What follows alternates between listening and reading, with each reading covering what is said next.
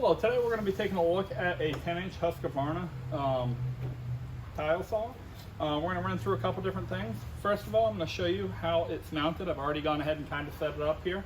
A couple things that you want to pay attention to is first, when this thing sets on, it does have vertical locks on the front and back that reach up to kind of a claw hook, and they grab onto the yellow part of the frame. There's one located here, as well as the matching one in the back. Make sure you have those on, that way you don't actually push the saw too hard while cutting and it fall off the back of the stand. The stand is equipped on each of the legs with an adjustment height. You can push in on that button to adjust the saw higher or lower. You always want to have it at a good comfort zone for you. Once you get it on site, you're going to simply plug the main power cord in to a good outlet.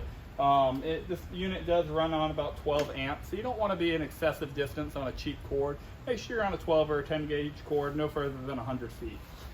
Now, to unlock the tray, there's a blue tab right here. Simply pushing in on that is going to allow your table to slide. That is part of the operation. The second part is back here, is your catch basin.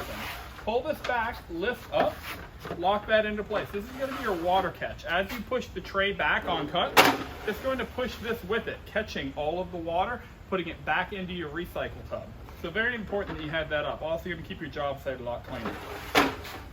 This saw is dual equipped. It sprays water not only from the top down onto the blade, keeping the blade cool, but also from the tray up onto the bottom of the tile and the lower part of the blade. Which does a really good job helping to keep the tile from cracking. A couple things that I'll show you pushing this back. It does work off of a recycle pump, submersible pump that's down in. Make sure you have that inside of the clean water reservoir here, which has an overflow area into the outer tub here. So most of your sediment should fall down into the outer here, keeping your water cleaner, going to the pump, keeping it from getting stopped up. You do want to pull the plug, which is located on this one right here in the front.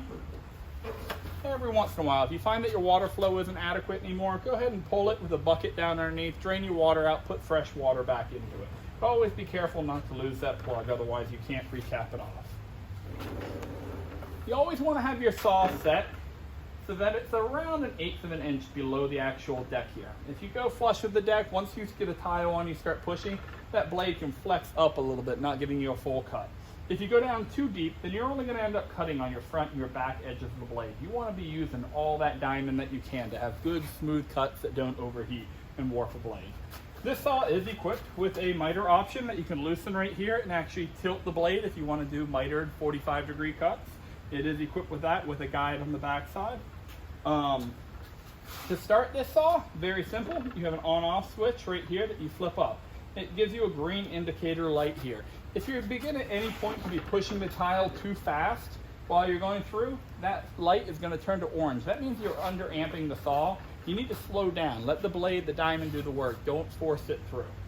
Your water control is located right here on the saw. Husqvarna is kind of funny. The gauge does show no water and full water. Husqvarna's full water is actually in the middle. Don't know why, but that's how you're going to want to run it. You always want to run really at a full water supply. That way you're getting maximum lubrication. Anytime that you go to travel, to transit with this saw, make sure that you remember to re-clip that tab back out. That way when you pick the saw up, the tray doesn't slide out and strike you. Let me go ahead and turn it on just so you can see it work.